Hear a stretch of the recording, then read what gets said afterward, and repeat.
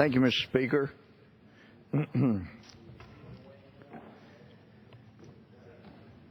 Heard earlier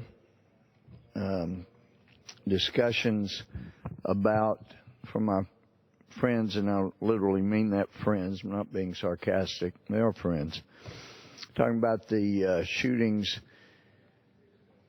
Sounds like they were certainly racist shootings in South Carolina when an evil man shot brothers and sisters of mine as fellow Christians. And now there's this big race to go after the Confederate flag. And so, Mr. Speaker, I saw this article by Daniel Greenfield and felt like this was worth noting historically, information that Mr. Greenfield has published this month. And so just touching on parts of the article, I started to say he, but it says Daniel. Maybe it's a man, maybe it didn't. I don't want to be biased based on the name, but anyway, in his article he says, talking about President Obama, that when he condemned Christianity for the Crusades only 1,000 years too late, in attendance was the foreign minister of Sudan, a country that practices slavery and genocide. President Obama could have taken time out from his rigorous denunciation of the Middle Ages to speak truth to the emissary of a Muslim Brotherhood regime whose leader is wanted by the International Court for crimes against humanity. But our moral liberals spend too much time romanticizing actual slaver cultures. It's a lot easier for our president to get in his $1 million Cadillac with 5-inch thick bulletproof windows, ride Boss Hogg could only envy, Boss Hogg being a reference to the name of the show, Dukes of Hazzard, and to chase down a couple of good old boys than it is to condemn a culture that committed genocide in our own time, not in 1099, and a culture that keeps slaves today, not in 1815. Even while the Duke boys, again references to the Dukes of Hazzard, the Duke boys were chased through Georgia, President Obama appeared at an iftar dinner at an event at which Muslims emulate Muhammad, who had more slaves than Robert E. Lee. There are no slaves in Arlington House today, but in the heartlands of Islam, from Saudi mansions to ISIS dungeons, there are still slaves laboring, beaten, bought, sold, raped, and disposed of in Muhammad's name. Slavery does not exist under the Confederate flag eagerly being pulled down. It does exist under the black and green flags of Islam rising over mosques in Iraq, Saudi Arabia, and America today. In our incredibly tolerant culture, it has become politically incorrect to watch the General Lee, talking about a car, jump a fence or a barn, but paying tribute to the culture that sent the slaves here and that still practices slavery is the cultural sensitive thing to do. In 2015, slavery is no longer freedom, but it certainly is tolerance. The article goes on, slavery was an indigenous African and Middle Eastern practice, not to mention an indigenous practice in America among indigenous cultures. The author here is talking about, for those that don't understand indigenous cultures, he's talking about Native Americans. There were Native Americans that had slaves, just like in Africa and Middle Eastern practices. The article goes on, if justice demands that we pull down the Confederate flag everywhere, even from the top of the orange car sailing through the air in the freeze frame of an old television show, then what possible justification is there for all the faux Aztec knickknacks? Even the worst southern plantation owners didn't tear out the hearts of their slaves on top of pyramids. The romantic, which is a reference that obviously the history we understand, Aztecs did pull out hearts of slaves that they sacrificed on top of pyramids. Anyway, the article says the romanticization of Aztec brutality plays a crucial role in the mythology of Mexican national groups like La Raza promoting the Reconquista of America today. And I wasn't aware of that. But article says black nationalists romanticized the slave-holding civilization of Egypt, despite the fact that the narrative of the liberation of the Hebrew slaves from bondage played a crucial role in the end of slavery in America. The endless stories about the Amazons of the African kingdom of Dahomey neatly fit into the leftist myth of a peaceful, matriarchal Africa disrupted by European colonialism, but Dahomey ran on slavery. The Amazons helped capture slaves for the Atlantic slave trade. White and black liberals are romanticizing the very culture that captured and sold their forefathers into slavery. In Dahomey, the first major mainstream black musical was about African Americans moving to Dahomey. By then, the French had taken over old Dahomey and together with the British had put an end to the slave trade. The French dismantled the Amazons and freed many of Dahomey's slaves, only for the idiot descendants of both groups to romanticize the last noble stand of Dahomey fighting for the right to export black slaves to Cuba and condemn the European liberators who put a stop to that atrocity. If we crack down on romanticizing Dixie, how can we possibly justify romanticizing Dahomey or the Aztecs or Muhammad? If slavery and racism are wrong, which clearly they are, but the article says if slavery and racism are wrong, then they're wrong across the board. Dahomey and Muhammad had bought, sold, and killed enough black lives to be frowned upon. If we go back far enough in time, most cultures kept slaves. The Romans and Greeks certainly did. That's why the meaningful standard is not whether a culture ever had slaves, but whether it has slaves today.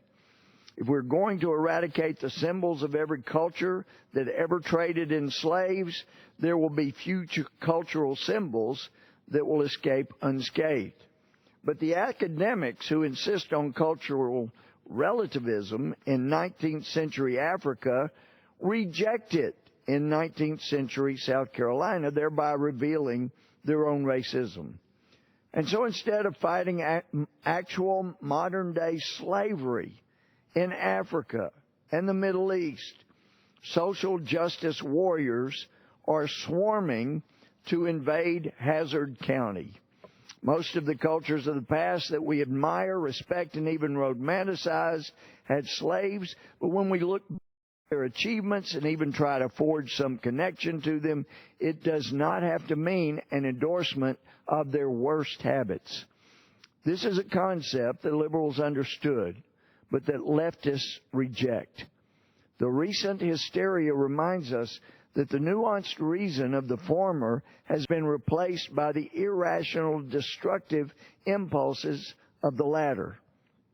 The left is so obsessed with creating utopias of the future that, like the Taliban or ISIS, it destroys the relics of past societies that do not measure up to its impossible standards. And then it replaces them with imaginary utopias of the past that never existed. As Ben Carson pointed out, we will not get rid of racism by banning the Confederate flag, even when it is used at its worst by the likes of Delon Storm Roof. It is a symptom, not the problem. Roof was radicalized by the dead Confederacy, but was not radicalized by the dead Confederacy, but by the racial tensions kicked off. And I'm not sure when you say that, but anyway, interesting take. But all of this talk about eliminating any references or uses of things that remind us of the horrors, the abomination that slavery was in the United States should be eliminated. That's what we're hearing. And so, Mr. Speaker, in thinking about that, and the suggestion was made by my friend, another judge from Texas, Judge Carter, so I had to go look it up. I think there is an entity that was so evil in supporting slavery, in fighting against civil rights, in fighting against the Christian brother that Martin Luther King Jr. was, fighting against those who wanted equality that the Constitution guaranteed. We ought to look at those symbols, and we ought to look at what they stood for, and perhaps ban any political organization from participating in Congress for upholding the abomination that slavery was to this country. So I was able to get a copy of this platform, this political platform from 1856. And this is a number one plank in the platform of this hideous political organization. And this is what they believed and they asserted. And I'm reading from this number one plank in their party platform, that Congress has no power under the Constitution to interfere with or control the domestic institutions of the several states, and that such states are the sole and proper judges of everything appertaining to their own affairs, not prohibited by the Constitution. But then here it goes, that all efforts of the abolitionists or others made to induce Congress to interfere with questions of slavery or to take incipient steps in relation thereto are calculated to lead to the most alarming and dangerous consequences, and that all such efforts have an inevitable tendency to diminish the happiness of the people and endanger the stability and permanence of the Union, and ought not to be countenanced by any friend of our political institutions. That was the official number one plank in this hideous political organization's platform from 1856. They go on, here's number 3, that by the uniform application of this democratic principle to the organization of territories and to the admission of new states with or without domestic slavery as they may elect, the equal rights of all the states will be preserved intact. They're saying they want to preserve slavery in any state that wants to have it. And they all finish up by saying, resolved that we recognize the right of the people of all territories, including Kansas and Nebraska, acting through the legally and fairly expressed will of a majority of actual residents, and whenever the number of their inhabitants justifies it, to form a constitution with or without domestic slavery. So this radical, it sounds like something the Ku Klux Klan would have done. They're demanding that they have the rights to have slavery, the worst abomination in the history of America, that even Thomas Jefferson put in his original draft of the Declaration of Independence, that was a horrible grievance against King of England for allowing slavery, this abomination, from ever starting in America. Well, they didn't learn their lesson. This hideous political organization's platform in 1860 said they were adopting all the things that they had said in 1856 about the right to keep this heinous, offensive slavery intact. They include this, though, additionally in their platform of 1860, resolved that the enactments of state legislatures to defeat the faithful execution of the fugitive slave law are hostile in character, subversive of the Constitution, and revolutionary in their effect. So they want to make it clear that not only were they avid supporters of slavery in America, that it was their right to own people in America. This disgusting political organization also found the fugitive slave law to be, as they say, hostile in character, subversive of the Constitution. Again, this sounds like something from the Ku Klux Klan. Will we want the Ku Klux Klan participating here on the floor when this is their history?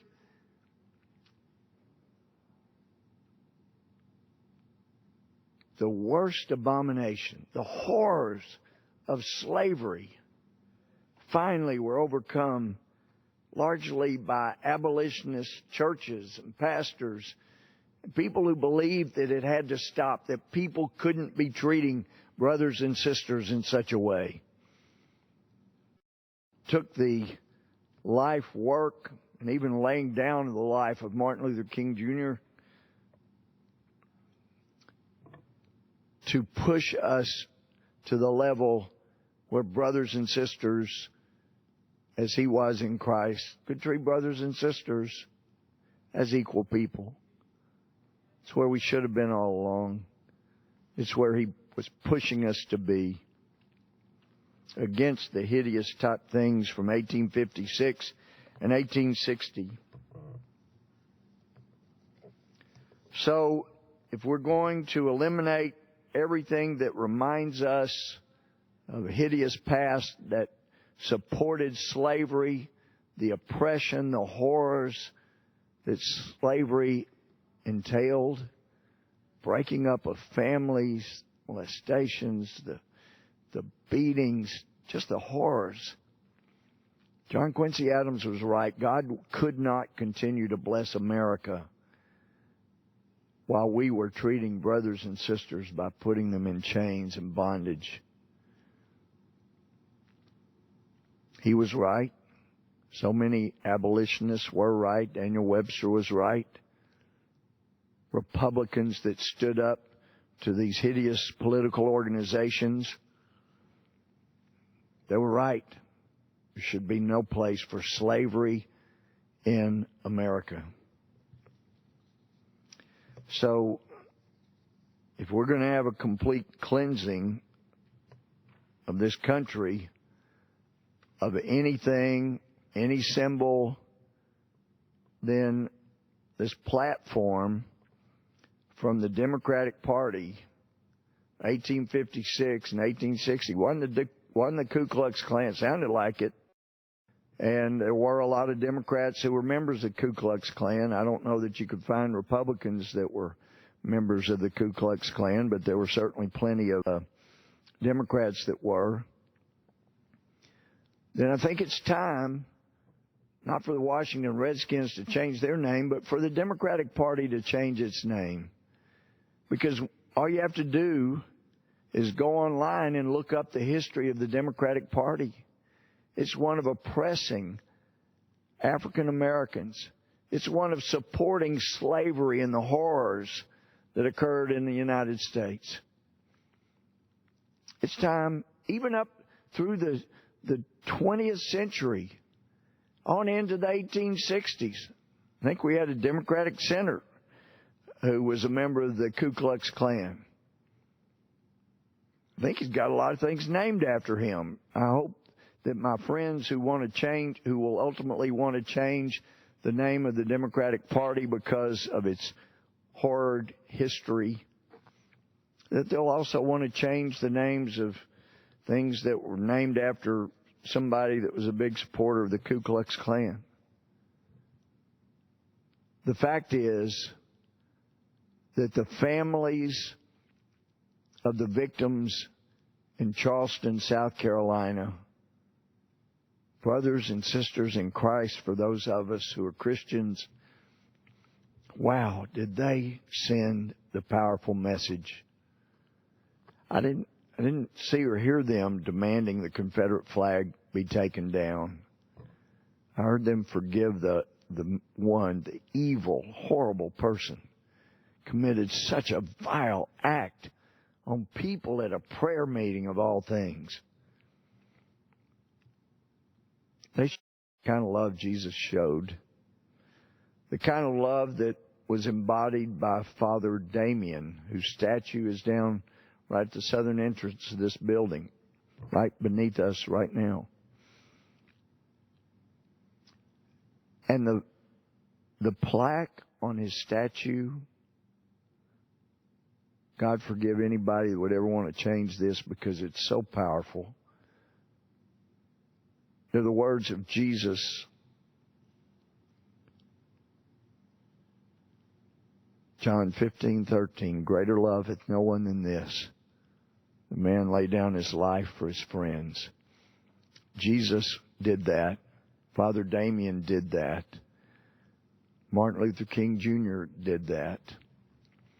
So many have, so that we could have the freedoms we have today. So many military of our American forces have. Not just for our freedom, but freedom around the world. Let's recognize the good with which we've been blessed. Let's stop the name calling, the race baiting, the division politics. Let's fuss and disagree over issues, but let's quit trying to tear this country apart because of things of the past in which not one person in this room would have taken part in. Let's work together. Fuss, disagree, push for what we believe is best for the country.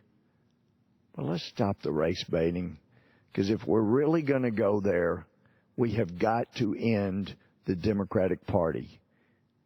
Its history is so interwoven with starting, keeping, to push slavery on beyond anything that it should have been through. We don't need to end the Democratic Party. We just need to work together in the present. Doesn't mean we can't disagree, do all the time. Let's stop the race baiting. Let's look at the example of the victims' families in Charleston, South Carolina, and say, wow, there are incredible believers and followers of Jesus Christ. That's somebody we can emulate. And with that, Mr. Speaker, I yield back.